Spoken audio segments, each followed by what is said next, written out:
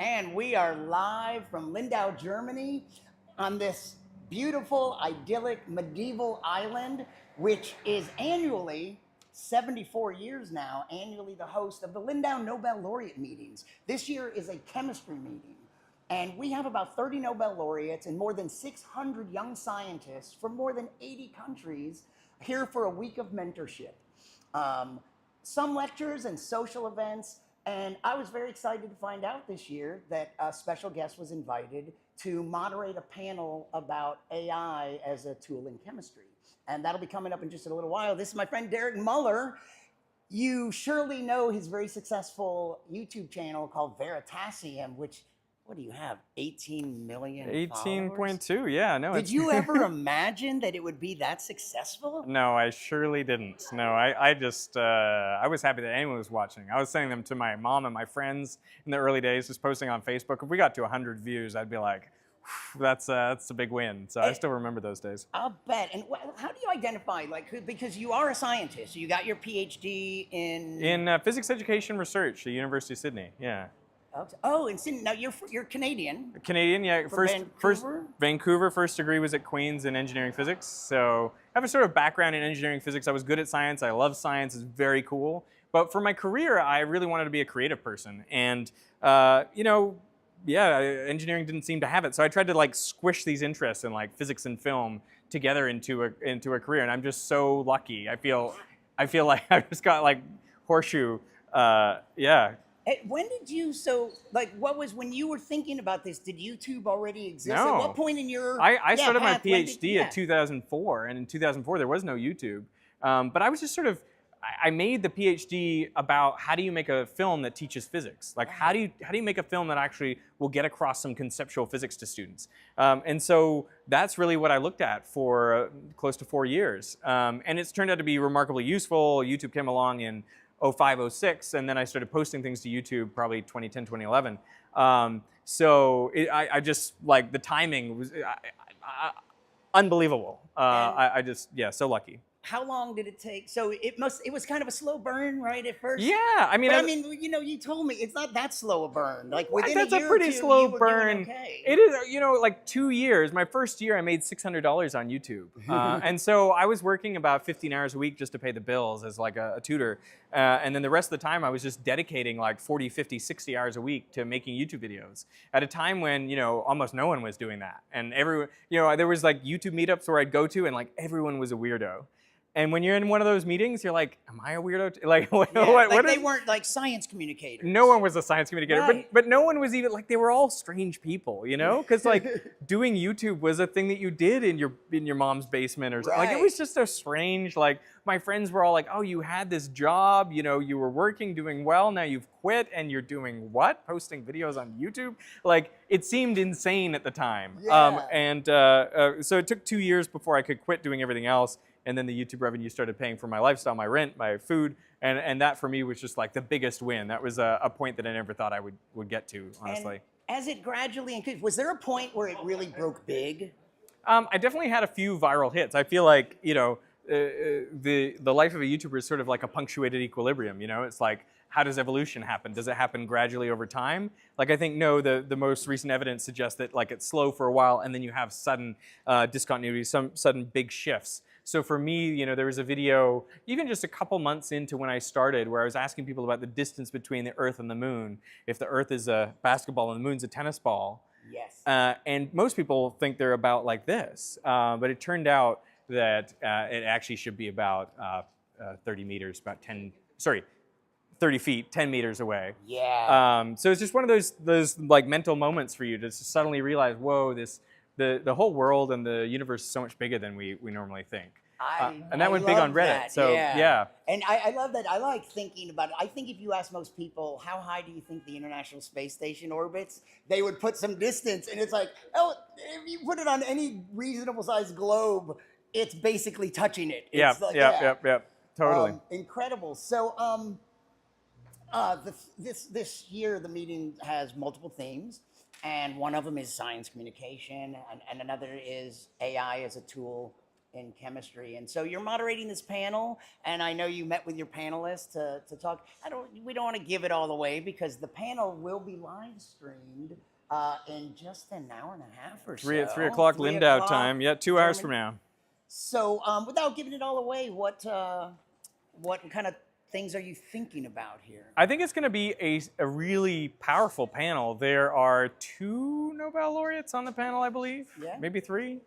There's 6 panelists, and they all have such formidable backgrounds. I'm just excited to share the stage with them and get their stories out. But we're going to talk about everything from how AI first sort of came into chemistry to the major breakthrough that people have heard about maybe is AlphaFold, this whole discovery of about 200 million protein structures. And solving protein structure had been a giant problem for chemistry for decades, for basically half a century. And that's really transforming medicine because you could start to maybe develop a drug just by knowing what protein you're trying to target. And now you can use AI also to develop something that's going to target and bind to that protein.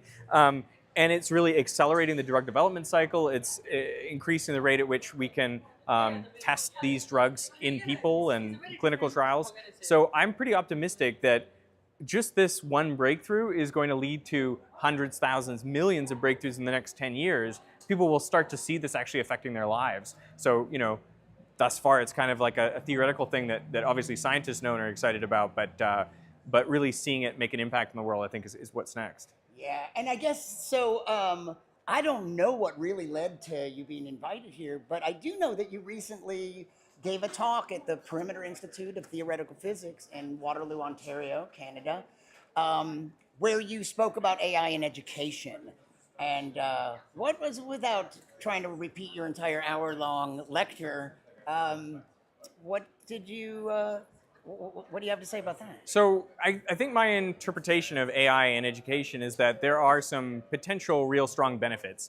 One thing that everyone needs to learn things is they need to be able to do repeated examples with feedback, and ideally immediate feedback. And I feel like AI is going to be so great for generating all kinds of different questions and different problem sets and then giving you that feedback right away and helping you guide you to the right ideas. So I think that's going to be, it's going to be really powerful for someone who wants to do it that way.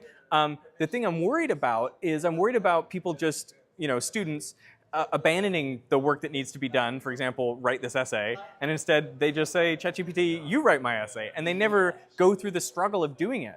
And you might think, okay, well, what's the problem, right? If we have technology that can do it for us now. Well, my concern is that I think it's actually in the struggle, in the process of trying to write something, that you better understand it yourself, and your brain is able to build these structures, these great hierarchies, these great interconnected webs of knowledge that allow you to become an expert. And if you never go through that struggle, you never develop the network. And that is really what learning should be all about. So I've got 4 young kids under 9 years of age, and I'm very concerned about the way in which they engage with AI. They are not going to be allowed on my watch to write their essays by asking a machine to write it for them. It's just not going to happen. Yeah, I really like that. And I've thought years ago, before we were even talking about AI, that I had a really good education, and I took calculus and physics in high school. I never really mastered music. But I think both of those are things that, even though I didn't do much after that with the calculus or physics, I've always thought, just like learning a language or learning the language of music, learning math, that I'll bet it creates pathways in your brain that even though you don't do calculus anytime after that, it's affected the structure of your brain. 100%, 100%. I think that's what all the evidence shows. I'm so often with my kids now, and we see someone do something amazing, whether it's play a musical instrument or do an amazing trick on their skateboard or something like that. My kids are always awed, and they're like, how do they do that? And it's the same answer every time. It is just practice, practice, practice, that effortful practice, which maybe doesn't feel good because you're pushing your limits because you're trying to do something you can't do yet. That is where the learning happens. And that's the message that I hope to reach everyone with, is that, like, yeah, if it's easy, that's the thing you want to do. But if it's hard, if it feels like something you can't do, that's where you actually learn. It's right on the barrier, right on the edge between what you can do and what you can't do. everyone, if they want to get better at something, they have to be pushing that boundary. And that's a really challenging thing to do, right? Yeah. Psychologically, who wants to be doing stuff they can't do? Nobody, and certainly not my kids, certainly not me, you know? I get it, but like we have to push ourselves because that's the way to learn. That's true. There's this tendency that when you try to do something, it's like, I'm not good at it, so I don't want to do it. It's like, you're not good at it because you've never done it before. You haven't done it a lot. Exactly. The people who are good at this have done it so many times. You can actually see this in my old YouTube videos. You go back and watch me. Like, I'm not very good on camera, which is funny because like I had done a lot of drama before that. I'd done plays, I'd done performances on stage, and I'd even made some videos. But still, when I go to make these science videos, I've been teaching, you know, this stuff to kids, and the kids loved my teaching. But when I taught to a camera, it was just worse. I was like stiff. I couldn't communicate in a way that felt natural. And so it took me years and years and years of practice to get to a level where I feel like comfortable staring down a box and being like, actually, I can kind of feel like I'm speaking to a person there. And give some of myself and give it in the way that like I think feels human and genuine, which is what we need when we're talking to cameras. Let's talk about science communication, but also let's give a shout out to your wife, Oh, yeah. Raquel, who is also a scientist, a planetary geologist, and she's a great science communicator. I know her on Instagram, and where you could be doing the most mundane things, that you've been spending time in Portugal and going to, touristy, cool sites. And just in this past week, I saw this post where she took a picture of the cobblestone or somewhere. Yeah, the cobblestones in Lisbon. And she goes, like, this is basalt and limestone. The black is basalt and the white is limestone. It's like, yeah, like I would never know that. You learn something from that post. And those stones are remarkably slippery. Everyone is always taking a spill on that. But no, everywhere I go, you know, she's always looking at different things than I am. She's always like, oh, do you see the layers there? You know, she's looking at the rocks on the side or discontinuities. It's just a totally different lens on the world when you come from geology. You know, the world becomes your like sort of study thing, play thing, the thing that you derive awe from. And she derives a lot of awe from it. It's funny, you know, when we go to mountains where there's like forests and things, she's not pleased because she's like, this foliage covers my view of the rocks. So her favorite places are like deserts and places with exposed rock, because like that's what she's about. She's about, you know, getting down to bedrock. So we're going to Iceland soon, and she's going to be able to have a whole playground. The whole island is going to be amazing for her. Your kids must get double teamed all the time, where she's giving this geology information and you're telling them some physics observation. That's right. Yep. They get a lot of science from their parents. So one of the themes this year is science communication, and you know, a lot of people that are our potential audience here are young scientists, past attendees, alumni of this meeting, but also young scientists that might want to apply to this meeting in the future. And so many of them, maybe more than older generations of scientists, so many young scientists are really interested in science communication. Totally. And are there any like little tidbits you'd like to share?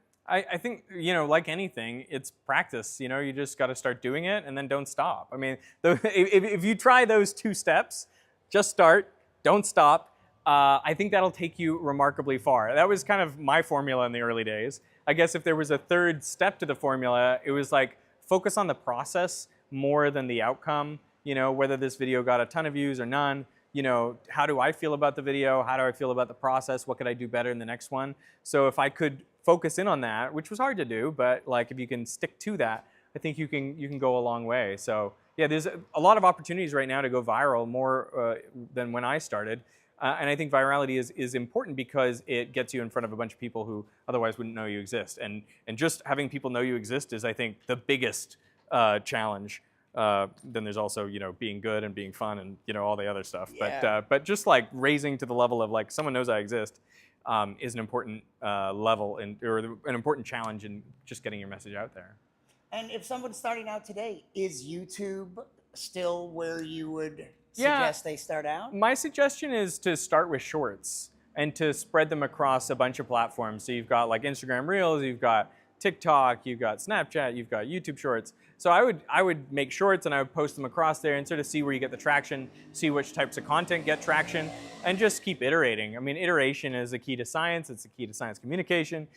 We don't stop iterating even now. So like we're pushing the bounds, maybe making an hour-long video, which is something I never would have dreamed of in the early days. It was 2-3 minutes. So yeah, you know, I've gone through a very experimental sort of process where sometimes I'm interviewing people, sometimes I'm doing explainers, sometimes I'm doing demos or experiments. So there's a lot of different, you know, it's kind of whatever I'm interested in at the time. I'm never too worried about like sticking to one format, which is, yeah, I would advocate for that. You know, like experimentation is important in science. Experimentation is also important in science communication. If you're not getting some no's, it's probably a sign that you're doing things wrong. You know, if you're getting a lot of no's, keep iterating, keep experimenting, keep trying different things. You know, I think it's just like, yeah, people can get trapped in that thing of like, oh, I'm not getting the response I want, and kind of quitting. You know, quitting is the ultimate like that. Well, you know, now you're just off the trail. So, you know, if you really want to get somewhere, you got to get back on the trail and keep trying. So. Yeah, and I bet when you started, you must have been just total one-man band. Oh, 100%. And no budget, zero budget. Yeah. And could you have pictured that? I don't know, how big a team do you have? Do you care to say, like, some of your videos must be pretty high budget? Yeah, the videos have gotten incredibly expensive, and they used to cost nothing. That used to make me feel really good, honestly. You know, I did it basically by myself for 10 years. And one of the reasons why I was hesitant to hire anyone was I was like, well, now their livelihood's going to depend on me and us being successful, and that's a lot of pressure to take on. I'm like, if I'm just supporting myself, I can handle that. Like, whatever. If this all goes in a bad direction, like, it's only me that suffers. Yep. So really taking on other people was a psychological challenge. I remember this video I made about the shade balls on the LA reservoir. There's 96 million black plastic shade balls on this reservoir. It was really a question of like, why are they there, and is this a good idea, and what's going on? But after I made that video, people asked in the comments like, can you swim in those shade balls? And I was like, well, obviously you can't swim. It's a reservoir. It's a drinking reservoir. You can't go in there. But that's when I started to think, I was like, well, I'm at a size now that I could like buy 10,000 shade balls. It cost me about $3,000, which was maybe the most money I'd ever spent on a single video before. I was like, I could buy these things, put them on my swimming pool, and then try to swim in them. So I did that. Yeah. And that was one Were of the. you able to? To a degree. If there's one layer, it's kind of okay. If there's multi-layers, then we seem to find that it acted like a non-Newtonian fluid. So actually trying to push, force, compress into them would mean they all bunch up together and resist you much more strongly. You could go slowly? Yes. Yeah. That's it. You could sort of slowly get your way through, but if you were actually trying to like butterfly or something, they would basically stop you flat. Yeah. So it was more fun and more surprising than I imagined. But that was one of those leaping off points, 2019, when I really like took a wild gamble and was like, you know. Yeah. Yeah. Well, that's incredible, and I know I don't want to take too much of your time because you have a panel to moderate. That's right. Yeah. Thanks for coming, and good luck on the panel and with everything else. If you don't know, the YouTube channel is Veritasium, Derek Muller, and we'll be back with more live interviews from the 74th Lindau Nobel Laureate meeting.